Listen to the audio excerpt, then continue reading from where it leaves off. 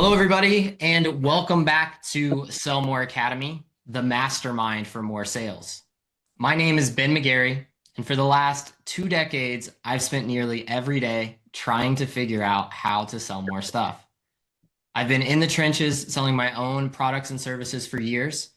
I've built companies, teams, and systems that sell from Main Street, small town USA, all the way to Wall Street. And I've also been fortunate enough to coach and consult for countless others worldwide, all in totaling over $150 million in sales. During that time, it has become painfully obvious that the marketplace is and always will be loud and noisy. These days, content creators and social media gurus promote clickbait tactics and short-sighted strategies that often cause more harm than good.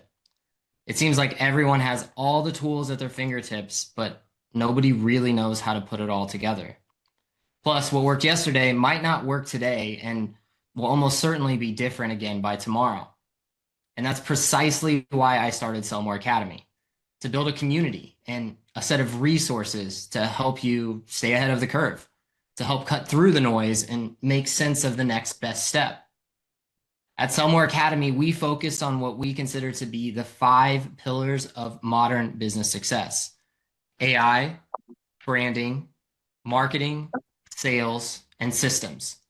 We bring this to you through a powerful combination of a vibrant mastermind community where you can connect with and learn from fellow high achievers and experts in the field. Live masterclasses just like this one, where we dive deep into the specific strategies and tactics of each pillar, one per day. A curated collection of resources, including free tools that we're creating to help you sell more effectively. And our Sell More directory, connecting you with the pre-vetted providers and solutions that you'll need when it's time to outsource or just find the right tool for the job. Overall, our goal here is to provide you with everything that you need to not only stay informed and competitive, but to sell a lot more stuff. And that brings us to today's masterclass, where we're diving deep into a topic that is, well, it's critical for every single person that watches this video: how to turn your team into your most powerful sales and branding asset. I'm super excited to introduce today's special guest, Marcus Scruggs. Marcus and I got to know each other a couple months back. He is a master of unconventional branding and community building in an industry that's, well, it's not really known for modern marketing. He's created a very powerful movement. He's the founder of License to Kill, or LTK, a thriving community for pest control professionals that has just redefined what it means to build a brand from the ground up. He has over a decade of experience in the pest management industry, not just as a technician, but also as a leader who understands the real power of a company. Really just, it lies in its people. He saw that the technicians on the front lines were the true face of the brand. And so he's built a framework for empowering them to become the ultimate sales and marketing force that's needed. Marcus is here today to share his playbook on how to build a motivated, engaged team that not only delivers exceptional service, but also becomes the face of the brand, that tells other people that they want to be a part of what they're building. And that directly relates to selling more. We're going to get into those details. So with that, I would like to officially welcome to Sell More Academy, Marcus Scruggs. Marcus, thanks, man, for being here. I feel like this is a long time coming. I'm excited to carry on our conversation. But first, if you wouldn't mind, fill in some gaps, man. Tell me what I missed. Let us know a little bit more about you and your journey so far. Man, thank you so much for the warm welcome, the awesome introduction. I feel absolutely privileged to be here and speaking with you guys. It was awesome getting to know you over Pest World and getting to meet and know some of the other guys in the space. As far as any gaps to fill, I would say that, you know, uh, everybody has a story that kind of sparks their, peak of interest into pest control. Some people, it's finding out the profit margin. Some people, it's finding out, the numbers and the business side of it. But for me personally, I had a personal touch with pest control in my early childhood, and throughout my teenage years that really kind of just ushered me into this direction. And so even though I didn't know it, and I don't think anybody graduates high school or college going, I'm going to be the bug guy. I think in so many ways there were little kernels just kind of baiting me along down this path. And so, when I was about 12 years old, I had an older brother who got a job at Orkin. And I remember, he got his first little apartment right there within a bike's ride distance away, got a new TV, got a brand new GameCube. I just remember thinking, like, your work truck take home. And I just remember thinking, like, this guy, like, my brother he was the shit, like, he really figured it out. This was cool. This is a cool job. And it was providing for him. And that kind of left a small little mark. And then many years later, my parents' household, when I was in late high school, they end up getting infested with some fleas, and it was a real firsthand situation in which we saw the mental health of my own personal household starting to decline, the tension, the fighting, what to do with the dog. We were doing everything wrong, and everything on the internet was just not helping. It was all crisscrossy information, and we end up hiring a professional to come in and take care of the job. And I remember almost immediately that it restored the sanctuary back to our home, right? And so almost immediately, we were able to rest again. My mother, who had suffered from insomnia, and during that time period, it had gotten exasperated and hadn't gotten, 3, 4, 5 days without sleep. You literally start to lose your mind. And so it was a first-hand example that the work that's being done is needed. It's very helpful, that it's a valuable paid service that is necessary. And so even though it's kind of one of those overlooked industries, it's a quiet industry, I'd like to say. I do think that we are on the front lines of sanitation control, vector control, food distribution, safety, food safety. All of these things, they matter to keep the general public healthy. And if it wasn't for pest control, that we would be seriously affected by that. Whether it be the lack of food from crop production, or just the granular mental health of people who are affected heavily by bed bugs or fleas or other infestations. So that's kind of how I got here, man. Man, that's huge. I didn't know about your personal experience with it, but that makes so much sense. It would be kind of hard to run away, to turn your back on that or to run away from that after experiencing it yourself, huh? Yes, absolutely. That's such an interesting thing because you just touched on a lot of different areas that I mean, I came into the pest control world through the tech side of things, right? Through the software side of things. Let me say that since tech is a different word. And so my exposure to it has always been a little different. And so not unlike yours, I kind of thought about it as one of those things that you don't think about, right? Like it's there. I see the trucks and that's fine. I hope I never have to get a big tent over my house, but that's about the extent of it, right? Right. Um, but thinking back now, just your story reminds me of people that I know that have dealt with the same thing. And yeah, I mean, it's it's a mental break. Am I clean? Did I do something wrong? Did I do something right? Does this ever go away? And truthfully, you start to kind of feel powerless to bugs. It's Yes. Yeah. crazy. Wow. All right. Well, I want to dive in because I think the topic that you're talking about is just fantastic. It's something I believe in just wholeheartedly, but I'm really intrigued by your unique outlook on it. And so, just to remind everyone, we're kind of looking at workforce branding, right? And an unconventional playbook to do that. So, when we're talking about employee retention, it's obviously a challenge particularly right now, right? People jump ship all the time. We're well past the idea of work at a place until you retire. So, with that being such a difficult task, why do you think that focusing on turning your technicians and other frontline staff that you have into brand ambassadors is just so critical right now? Well, at the end of the day, an experience is left not by what is said. People won't remember what you say, they'll remember how you made them feel. And I think a technician's presence, their clean cutness, their uniform, their truck, these are all statements, but also the competency of the technician as well to come in and say, hey, we're taking control of the situation. Your problems are going to be resolved.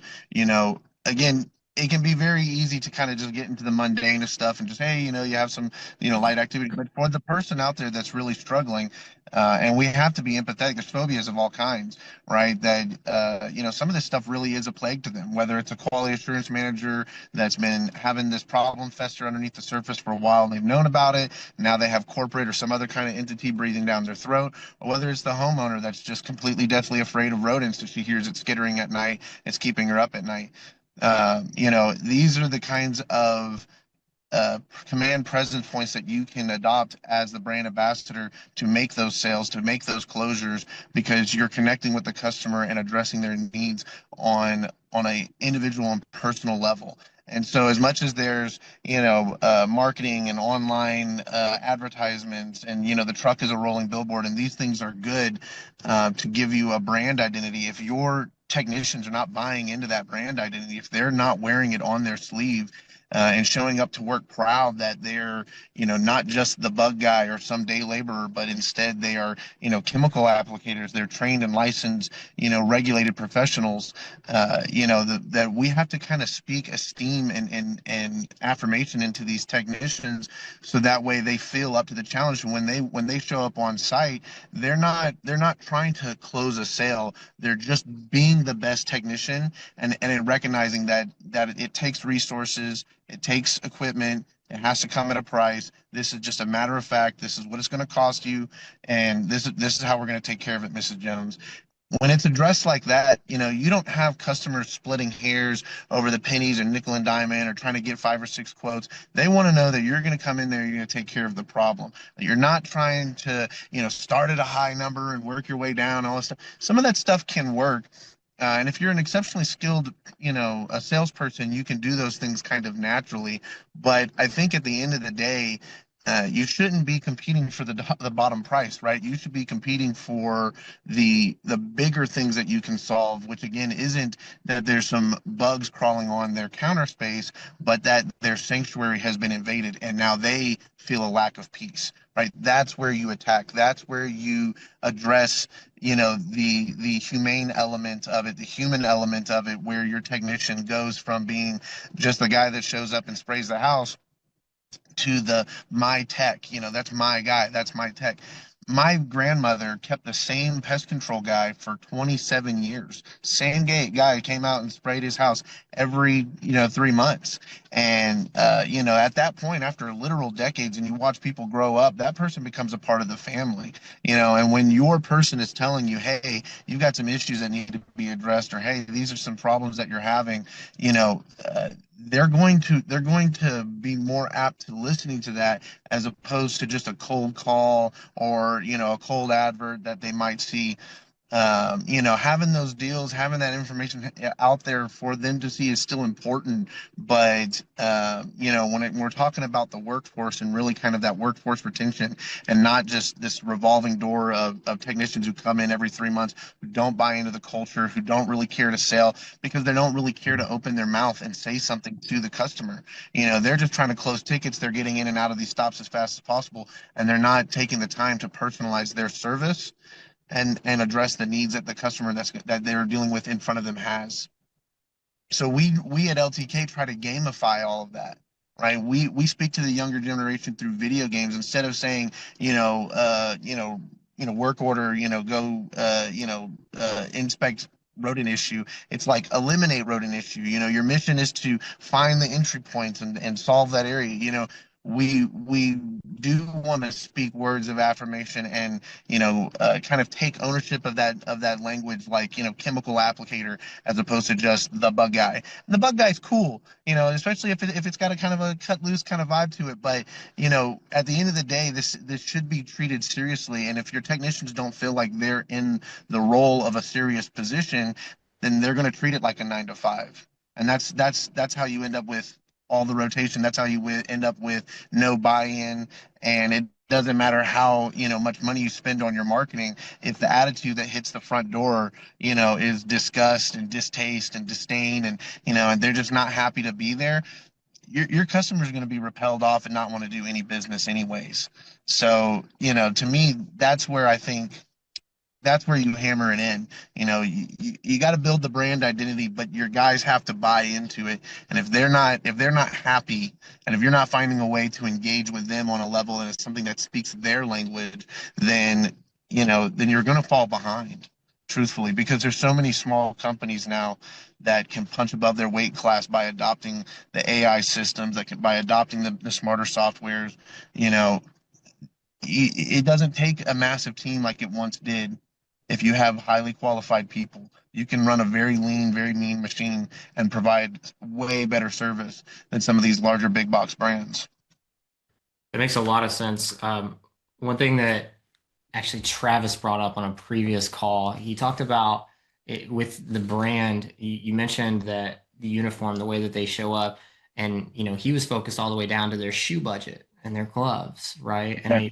I agree with you so much on this. To step outside of pest control, just a quick story I had when we first moved into this house, we were looking for somebody to come in just, once a month or whatever to do a deep clean, right? And we pulled up as normal the companies that are local, that are closest, and we picked the one that had the best reviews. And they must have sent the person that cared the least possible to us. I mean, they must have. Looked like a guy that I probably wouldn't even hang out with, let alone did I was I comfortable in my house while I'm right. Like it never would have been comfortable had my wife been here. I would have just said no, we're not. We're wrong house. Get the next guy. Wrong Right. address. And so I didn't do business with them again. Signed with the next place that showed up very professional and all that. And we've been using them for over a year now, right? Don't think Yeah. about it. They show up. It's on the calendar. Just like you said, they say hi. They know our place. I don't need to show them around. I don't need to do any of that. And what's cool about that is the familiarity because we've been with them so long. Like you mentioned, they'll start to spot things that maybe I missed, or that we skipped last time, or whatever the case. It's in their mind, not in mine. And so they're constantly wowing me as opposed to the one that actually had higher reviews, but didn't seem to care how they showed up, which blows my mind. So I love what you're talking about. To me, I actually jotted down a couple of notes here while you were talking. Obviously empathy is huge in this entire thought process. And so I'm curious, is it empathy or is there another mindset shift that we need to make in order to move from seeing our team as a cost center, as technicians that have a salary or whatever the case, to seeing them as well our most powerful branding asset and a revenue generator? What is that Yes. mindset shift that we need to? Is it empathy or is there maybe something else? Empathy is always something you should express towards the customer. And obviously, from a managerial side, you want to have empathy with your workforce. But no, at the end of the day, the shift has to be from day labor, from 9 to 5er, from unskilled work person to, professional licensed chemical applicator. These they need to be reminded on a regular basis. Again, when you're doing, 1,000 stops, or hundreds and hundreds of stops in a month, it can be very doldrum at times when you're doing maintenance work, especially if you've been on top of it for a while, things are regularly maintained. You need that re-engagement that says, hey, be in competition, make a sale, keep your eyes on the horizon, what's out there, be looking for it, and talking them up, to help them level up their game, right? I mean, that's kind of the vernacular we use in LTK so often, because that's really, the big perception change. If these guys are just showing up to close out tickets, you know, that's not going to work for anybody, and you're not going to see them as brand ambassadors. They're not going to make sales. But I know of a technician right now that just closed out $110,000 in revenue, additional add-on revenue to his pre-existing route, in a 1 year time frame. Right now, imagine if every one of your technicians was doing even a tenth of that. Right? I mean, it could be absolutely game changing for a company where, especially the customers who are going to be most likely to say yes to you and want to purchase your services are the people who are already purchasing your services, who've already opened up their wallet to you and are willing to do business with you. You're not having to earn their trust. And so because that's the case, you get the benefit of being, the person that's already engaged with. Then the person who shows up to the door needs to be willing to speak up and say something. Some of that can be, internal incentivization through, gamification programs, whether it's sales competitions or, communications throughout the day, something that kind of prompts your technicians to, post a picture of something that they found or something that they saw, or, celebrate their wins, their victories. If someone gets a large sale in the day, group chat where they can post that in, where you can keep a running tally of these things. I remember during a short stint of a service manager position that I took up, we were able to draw an additional $40,000 in monthly sales from add-on sales of technicians on site with a team of only 6 people, right? And that was impressive. I mean, they were considering at the time whether or not they should hire a salesperson, and because we were able to actually waken up the team that was there and utilize the talents that they already had on hand, and speak to, get challenges that spoke to their talents, and choose competitions and choose tasks that spoke to the things that interested them, we were able to completely negate needing a salesperson at that time and save that budget and allocate the resources elsewhere. And we were able to draw in massive amounts of additional revenue.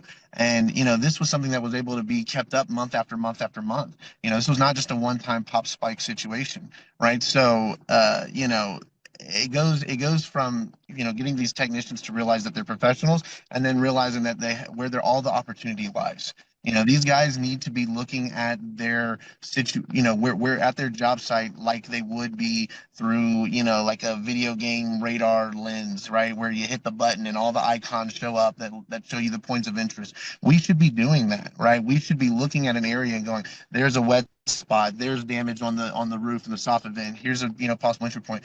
That way, when the technician goes to speak to the customer about the service, they have the evidence, they have the reporting, they have the backup that they need to be able to, capitalize on that opportunity. If you're walking around and you see there's no bait boxes on, an account that you have, or a residential home, that's an easy sale. That every single day your technicians should be leaving with, 3 to 6 rodent boxes on their truck, right? That they should be pitching organically to the 1 of 10 stops that they have all day long, right? I mean, it's very easy to say, hey, Mr. Jones, I noticed you didn't have any activity. You don't have any rats yet, but, we should do something about that. Cold weather is coming. Or, on the flip side of it, hey, Mr. Bob, I climbed up in your attic. I saw some really heavy rodent activity. We need to do something to address this. I have these boxes today. Let's get you set up with the rodent snap trap program and find out where the entry points are.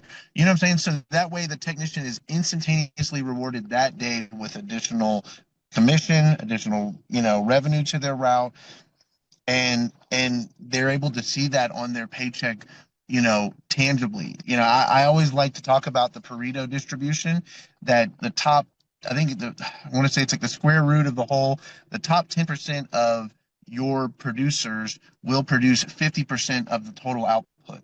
In other words, the people at the bottom, it's not as much worth all the effort to pull them up and drag them up. They're just not going to perform. It's really better to just find the people who are performing and put everything in their hands necessary to drive up performance for them, because they're already going to produce the half of the whole output anyways. So you find them, and then the people just behind them who could be pushed into that zone, who maybe have some ambition, who are maybe, willing to level up their game. They just haven't seen the results, or maybe they're bogged down by, bad bump company culture, or they're bogged down by, lack of vision, or these kinds of things that cause them to go, well, I just don't know if this is really something that could work for me.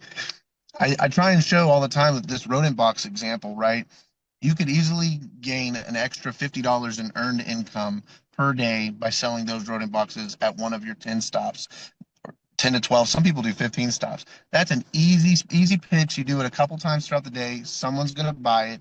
$50 a day, that's 250 a week. That's an extra $1,000 a month. For people who are making only $3,000 a month on route, that's empowering yourself with a 33% income raise.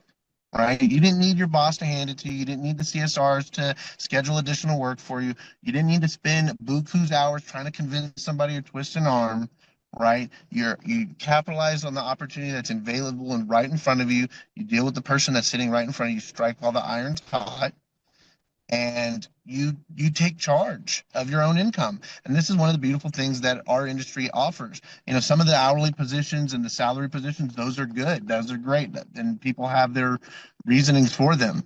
But I do believe in a commission element to that pay income, because I do believe if you're out there working hard, your paycheck should reflect that. And if you're willing to open up your mouth and speak it into existence and make that sale, then also you should be rewarded for that. And so this is how you take your technicians who would otherwise be just bumbling through the day, and you check in with them multiple times throughout the day to have that competition, that fun, that engagement. You're driving up their incomes, you're driving up your KPIs, and as a manager, you're getting more from your technicians, more from your customers than you already would have, and without having to do an email, or without having to do, a seasonally targeted marketing campaign, without having to spend additional monies. This is really free money, right? I mean, it's money that all comes to you with really no additional expense. And as if you're teaching your guys, look, don't make this a long pitch. It doesn't need to be a 20-minute thing. 5 minutes or just a quick mention. Build the rapport elsewhere where they know that when you speak it out loud, that it's coming from a trusted place of authority. And you say, hey, Mrs. Jones, I've been taking care of you for years, ma'am, and there's never been an issue, but now you got this problem. I really need you, we need to solve this together. It's as simple as that, and you don't have to add on a bunch of work hours to your day to still extract so much more from your technicians if you wake them up. But they've got to be awoken up. That's the key. That's really interesting. You said a few things there that I took note of. One reminds me of actually something we brought up in a previous call, and it's this idea from, gosh, I don't even know when I heard him say it, but Grant Cardone had mentioned at one point that every single person in your organization is a salesperson. And I think Yes. that maybe there's an asterisk to that. It's every single person in your business is a representation of your business and therefore could sell, right? And I think that's a little bit easier way to kind of, it's a little more palpable than saying everyone's a salesperson. If you go tell all of your techs, hey, you're a salesperson now, probably going to freak out. But in a way to, really kind of wrap that up, I do feel that they're a representation of your brand, of your company that has the ability to sell. There's a couple things that I want to touch on though that you mentioned. So I know gamification is big, and I've got some questions for you about that. Um, the labels and identification that people are putting on themselves, I feel like might be one of these key topics that we haven't really covered yet. But you did mention it. You mentioned it a couple times, and so I'm curious, between with your kind of core framework that you use in order to implement this or teach this or spread this throughout your community, kind of two parts. One, how does gamification play into that, into your framework, or is that the framework? And then two, how are you empowering those folks to choose the right label or identification to put on themselves? And that's the $1 million question, right? I think at the end of the day, they have to choose for themselves. So it does require us to put into their perspective that there is a different perspective, right? Um, I know there's a ton of talented guys out there that they wear, their professionalism on their sleeve. They've built a life, they built a name off this industry, and they're titans and they're awesome and incredible people. But when I think of the new incoming workforce and the younger folks and what their perception of pest control is with the media that they've been exposed to, or the think about us, or at worst they think about it as a caricature, right? The Dale Gribble, or the Wilbur the rat guy. So a lot of people's perception is that, like, oh, you go become a pest control guy, you're on your hands and knees in rat turds and cockroaches, and you're just doing this nasty kind of line of work. And the truth is that pest control encompasses so much, everything from aerial applications, vector control, sanitation control, food supply safety. I mean, there are so many facilities that I go to that are covered in more marble and eight-figure salary people and high-end security. And I mean, there are AI data centers, emissaries, consulates, courthouses, police stations. All these places have to be treated, all these places have to be serviced. And reminding the people who are coming in that there is a multitude of jobs like in the tech space, or I should say the software space, right, where you can go to college and become a programmer. You can go to college and find other avenues that link back into the pest control space. Of course, there's the technicians, there's your frontline workers, but a lot of people I just think aren't fully aware of what all this industry encompasses and what all, like when I was talking to Jeff Stafford and he was talking about the bird work, they're borderline a construction contractor type company, because even though they're dealing with the pest and the pest specific, applications with Avitrol and other stuff, half the work they're doing is, on lifts with harnesses, and they're putting in anchors and spreading, people in the construction space may not even know that that's a job type that's available in this industry that's very high paying, that there's really no barriers to entry. You don't have to, and so there's a ton of, qualified, high skilled, good personality construction workers who are underpaid that you could be drawn from your pool of candidates. So there's tons of examples like that, that it's really just getting out there and expressing to them that this is more than just Dale's dead bug, right? That this is an industry that's full of, you know, that really touches every other industry. That's one of the cool things about it, right? I mean, as a pest controller, I've been on at an airport, on a tarmac. I've been, in the courthouses, the downtown high rises, and the stadiums and the hospitals, and you know we get to touch kind of everything, manufacturing. We literally get to touch every aspect of this industry, or of every industry. And so, I think that's really where the framework is. It's not so much the gamification. The gamification is the day to day. The gamification is what you use to kind of proke the cattle, right? You prod the cattle daily. You want small little engagements and small little, things that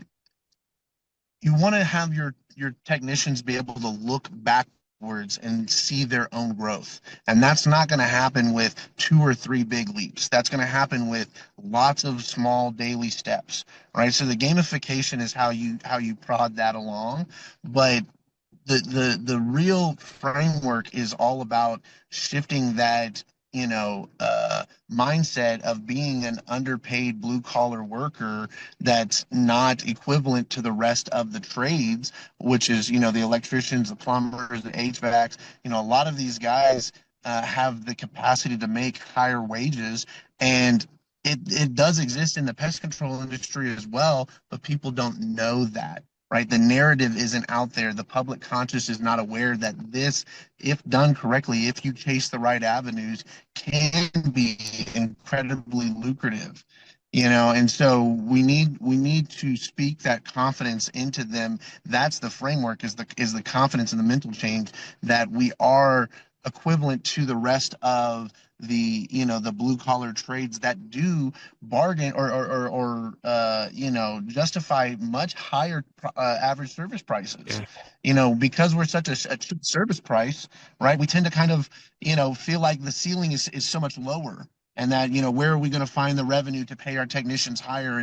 And I've had these conversations with other operators of, I would love to pay my guys more, but the industry is so busy trying to cannibalize itself and race to the bottom of the barrel. You got these guys launching their companies and coming out and wanting to do, $50 specials or $75 special, whatever's, the undercutting part, price, when in reality, like that's the problem, right? That is the problem. This industry has the unique ability to spawn up and generate a bunch of small micro businesses and a bunch of small owner operator operations.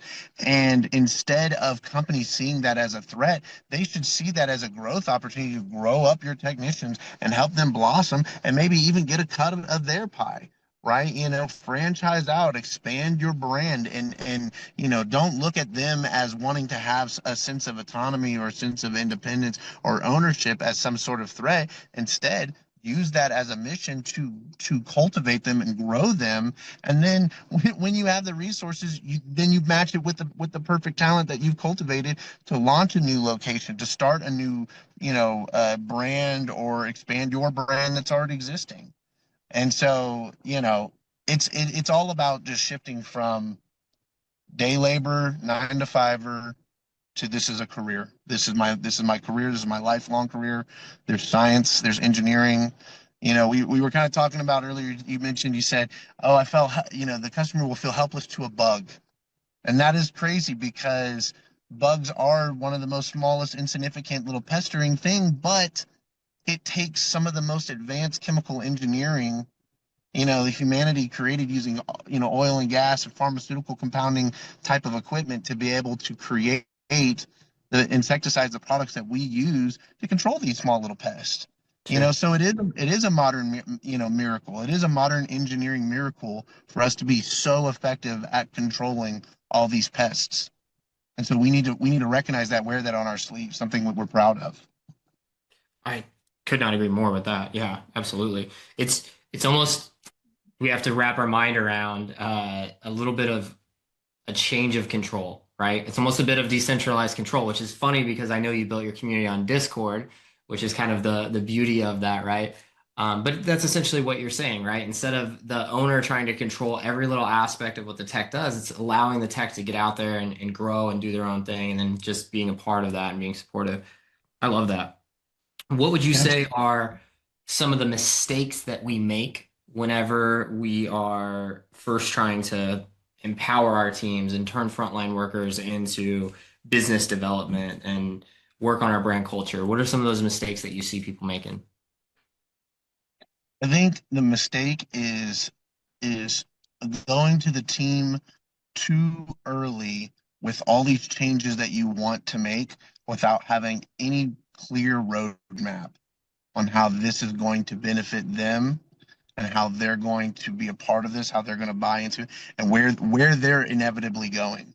Right? A lot of people feel frustration not only with stagnant wages, but stagnation in their company role, or just stagnation in their day to day.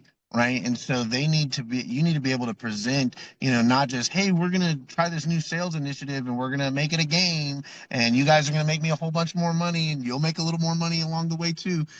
Although that might work for some people, at the end of the day, they want to see that, hey, what you said earlier, this is not the day and age of I'm going to stick around for 30, 40 years and spend, people are job hopping faster. So if you can present to them that says, hey, there's real value in sticking here for 5 years. There's real value for sticking here for 5 or maybe even 10 years. Maybe you're not putting the goalpost of 30 years out, where you're going to retire and get the golden watch or whatever. But you say, hey, look, within 5 years, we're going to put in your hands marketable, valuable skills that you can take to any market in this nation. You go to any major or medium-sized city, and you're going to be a highly valued asset anywhere you go. That's why you should spend 5 years working for me, right? That to them is going to build the hope that's going to hold them on.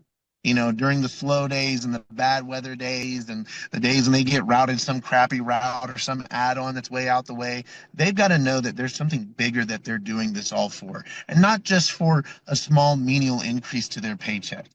That's really not going to be, I see that all the time. It's like, well, we put in this program, the sales competition stuff, and we offered them 10% commission, and they're not doing anything about it. It's like, yeah, because when you worked a 60-hour work week, an extra, piddlings to your check, if you feel like that's what's going to change, it's not going to bring someone awake. You got to wake them up from their slumber, and part of that is helping to provide that vision.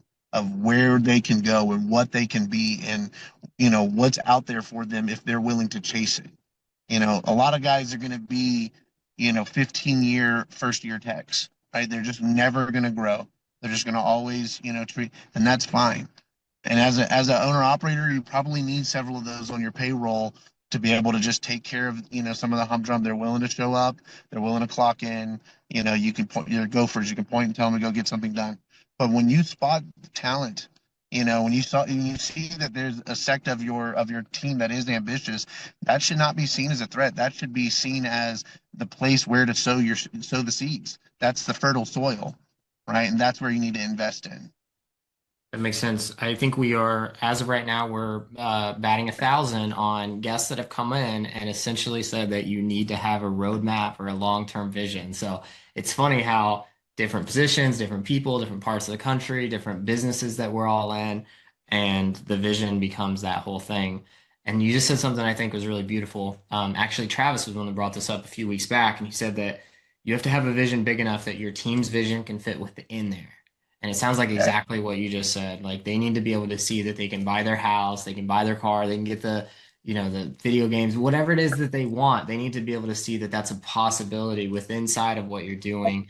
And I love what you're talking about. Basically, none of us like to stare into the void and wonder what's next. We all want to either have our own plan or have a plan that's laid out. And by laying out a plan for somebody, doesn't mean that the ambitious folks are necessarily going to follow it. It just means that the ones who don't plan for themselves, that are waiting to follow orders, which are a lot of people out there, have something to follow. And that, I think that's a beautiful thing. We are getting short on time, so I just want to say that if anybody has questions, throw them in the chat. I'll definitely do what I can to ask. Otherwise, Marcus hopefully will come back another time and we can dive in deeper. But I have a couple quick questions I do want to hit you with here. So, beyond just the basics, what would you say is either an advanced or an unconventional strategy that you've seen work for building a powerful team culture? And I'm asking you this particularly because you've done this with LTK. You've used the Starbucks model which I love, to create a digital third space. And so I'm curious how others can apply that thinking. So again, what would be either advanced or unconventional strategies that you've seen work to help build this kind of team culture that you're talking about? I think it all starts with identity. That's what I found with the Discord. I think that's why LTK is as successful as it is. I had done a previous video game community. It was called the Gamers of Ember. We had a core identity that was rooted around a singular game, and we tried to expand to like all video games or just gaming, and it fell on its face because we had nothing to tie people together. There was no community glue that held everything in place. And so I found a group called Parental Advisory that gave an identity to their gamers. So they were video gamers, but they were parent video gamers, right? Moms and dads who maybe have to, play around, small children or whatever. And saw a viral video and they grew to like, I forget the number now. It's like, 20 something thousand people or whatever. I mean, it just absolutely just massively blossomed, basically overnight. And I realized because when you have an identity, when you make it clear what your identity is, smaller is almost bigger, right? The more niche your identity is, the more that you give people something to grab onto and pull themselves together, right? So we took hobbies and video games, already something that's a huge core of people's identity, or at least a lot of people. Again, it's a huge media format. And then we took pest control, again, the other huge part of what makes up their identity, this 40-hour work week that they have to do, and we mash these things together. And that's the unconventional part, right? And that's where it all comes together. So it all boils down to find an identity, find a very niche identity, and speak that very clearly to the everybody, because those that the message is meant to fall on will fall on, and those that it's meant to pass over will pass over their ears. And that's how you get strength. I love that. Yeah, in the marketing space, one of the examples that I've always used for identity, I could not agree more with you, by the way, is within ClickFunnels. their community are called funnel hackers. And that became an identity that they would essentially not only wear, they'd put the sticker on their computer, like it was a community that they built around this idea of an identity that they made up for one another and upheld together. And that's Yeah. fascinating, like unbelievably fascinating to me that And the we're the secret agents. That's our whole stick, right? License to kill, 007, FBI, TI, right? We're agents, right? We're agents in the field, and that's kind of our tagline is, we're, intend to make the best agents in the field. That's our mission. That's wonderful. Yeah, I like that cross section that you found, I have to assume that cross section probably came from you, right? Was this your cross section that you found, or one that you spotted and said I could bring people together? Absolutely, yeah. I mean, this was my life, right? I mean, Yeah, I'm a person who plays video games in the evening. I had these communities. It was something where a huge source of my social and friends network was at. And I realized there was a ton of people I work with who also play video games. We weren't connected in that way, but I just yeah, knew that they were doing it. And it was like, well, there's a there's an obvious third space because it really was a solution to a technological problem. We don't have a cooler, right? We don't have a water cooler to hang around and talk and share the zeitgeist or whatever. We're all in our trucks all day long. So I know my stop contacts oftentimes better than I know my actual coworkers because I see them significantly more often than I see my actual coworkers. that So, makes like you said, the Starbucks model, I created a third space for technicians of all kinds who would otherwise be lonely or just listening to a podcast and may not even be aware that that was a need, the lack of socialization that they were getting and bring that to them and say, hey, here's a group of people that can resonate with you, that understand your plight, that can listen to your story and can respond, reciprocate back with a story that is relatable and not just the brief little small interactions you may have with your customers or kind of the pleasantries or whatever, to be able to dive into the deep of it and have build a community of people who are rooting for you every single day, praying for your success, catching up with you and asking, how's your family? How's your mom? How was that thing you were dealing with last week? Did you go to that class? Did you get that certification you were chasing? That's how you, again, this kind of, it's gamification, but it's also community. And those are the small prods that you use to keep driving the bus along, that much more. It's all about these daily engagements and not these big engagements. I like that. Yeah. All right, last question for you, and then I will let you go because I know you have to get back to work. So, if our members were going to just do one thing after they watch this masterclass that would improve their team's motivation and the connection to the company brand, what is that highest leverage action that you think that people should take? I think you should make a plan, build a vision, and find a way to gamify it so that way you and your team have some fun along the way. And when the vibes start going and the smiles start rolling, people's paycheck starts getting increased, and you see more budget to your bottom line, you'll appreciate the fact that you took the time to do the legwork in the beginning. That's so great.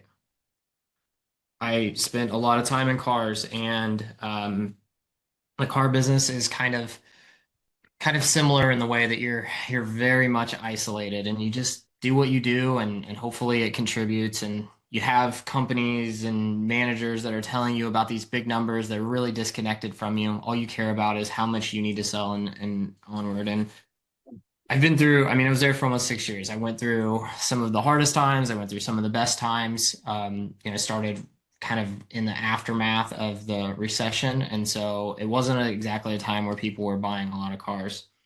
And I will say that when I talk about cars, I usually talk about it in a good light. But if you are not winning in cars, it is probably one of the worst jobs ever because it's very old and very well. There's so many ways to do it that if you're not doing it, you just have to assume that that person's not trying. And everyone assumes that. So it's never a good thing. And I say all that to say this in those bad times that we made through it, we knew that there was something on the other side. And the best memories that I have, and I have tons and tons and tons of the memories that keep me from ever going back. But the best memories that I have, the ones that people that I used to work with, that used to work for me, that call, that are now friends, that we talk about, are the times that we won together. And I bring that, and that's why I love so much what you said. You said have fun and win together there. And I think that's it. There's fun on the team, and then there's real fun. And there's like joking around, we're laughing, we're complaining about how bad things are. And then there's like, we just won together. That's a whole different type of fun. And so I love that that's part of the roadmap, that that's the objective to get to, because I think it is the case for a lot of people. I mean, a lot of people aren't winning on a daily basis, and they're not winning with a team that feels supported with, and I don't mean winning as an objective thing. I mean subjectively. They don't feel like they're winning on a daily basis. So I love the idea that you're talking about creating a plan that essentially sets it up so that not only they know where they're going, but if they follow that, then we win together. And that's a hell of a lot of fun. I just think that's a recipe for success. And I love it. I keep saying that, but I really am excited for your growth. I'm excited for what License to Kill becomes. What just, I guess before we go here, what are some of the plans? How big does this thing get in your mind? Man, this thing gets absolutely massive. I pray that this is industry changing. I'm talking, ACE prep courses, I'm talking esports teams, pulling together, industry brands to be able to get behind and compete, professional esports. I'm talking about, changing the way that our industry perceives itself, how the workforce perceives itself. I would love for LTK to continue to touch every corner of this country, every city and every major market that is out there. It's already gotten massively large, and like you said, the vision has to be big enough to fit everybody else's vision in it. And I really do believe we're at the point where we're connecting all the correct masterminds, the softwares, the manufacturers, the distribution systems, even the car leasing, all of these things. Ideally, I'd love to set up an organization like the LTK Launchpad, initiative where we help aspiring, managers, single small owner operators, and of course aspiring technicians to launch their own brand, get partnered up with the best entities, punch above their weight class, push back on all the corporate consolidation we've seen, rejuvenate the industry with a rebirth of new brands and new workforce, and really just put all of these elements that have come together from the entomologist, the owner operator, the sales reps. Everybody is conglomerating or just gathering in LTK. We need to put all these elements together to seed and meet the needs of the industry that have been lacking over the last few years. We have an elderly and aging demographic of owner operators that need to find people who are willing to take that baton and carry their brands. So maybe there's a section there for some mergers and acquisitions. I mean, there is so much potential here on LTK. There's so many things that are already happening between people finding new job positions on our job board and starting their careers in new areas. We've already had a company purchase occur, an acquisition occur because of LTK. We've had several companies switch their chemical providers and switch their distributors to a place where they can get better customer service and better pricing. So, these are the kinds of tools that we want to be able to put in the hands of people who have a dream and use the community in the industry of pest control to lift these people up and kind of ensure that they're going to succeed. Right. And that's really what the idea is, to link arms and say, these are the things that are working, these are the things that don't work, stay away from these things, put your eggs in these baskets, and try and, help people achieve their dream. That's really what it's all about, right? Build value for everyone else, help everyone else try to achieve their dream, pull that together into one space. So it's the dream behind LTK, something I could work on for the next 10, 20, 30 years. That's amazing. That's a big project. That's a good roadmap. That's for sure. So I will absolutely tell you that, I can only speak for myself and maybe a little bit of Anthony. He can correct me if I'm wrong, but if there's anything that we can do at Helmore Academy to help your business, if there's anything that we can do at Pest AI to help your business, we definitely want to be part of that. And ultimately, it's not so much just because of what you're building; it's because of who you are. And we both just talked about that a lot. It's not a lot of this stuff anybody could get on here and say. It's a whole different thing to mean it and for it to start somewhere internal and then and manifest externally. And so, just really excited to be connected, excited for your growth, excited for all the roadmap and the plans that you just laid out, and happy to help in any way that we can, man, for sure. Looking forward to it, man, for sure. All right. Okay, everybody. Well, that's going to wrap up today's masterclass. Thank you so much for being here, Marcus. I know you're at work, you're on the go, and you found some time to spend with us. I do hope that you'll come back. We have a lot more to talk about. I think that even getting an idea of how you've set your community up, those kind of things could be good to let people understand how to go about that. So hopefully we can find some time to do that. But for everyone else that is here, please, please, please, if you have any questions, comments, or concerns, you should see a comment box right below this video, or feel free to bring anything that you want to chat about into the mastermind, into the branding conversation. We'll be able to talk more about this, kind of dissect some of the things that Marcus shared with us today, and start to put it into place of how you could use this for your business. So regardless of when you watch this, we're ready to have that conversation and ready to help you grow, ready to help you sell more. And if you are part of the community, then you will notice that we do these every single day. So tomorrow we will be going over marketing. On Thursday, we will touch on sales. And then on Friday, we'll wrap it back up with a special guest on systems again. So please continue to join us. Please leave your feedback. Let us know how we're doing. Let Marcus know how much you enjoyed this particular episode. And that's all I have for you today. Go have a wonderful day. Go sell more.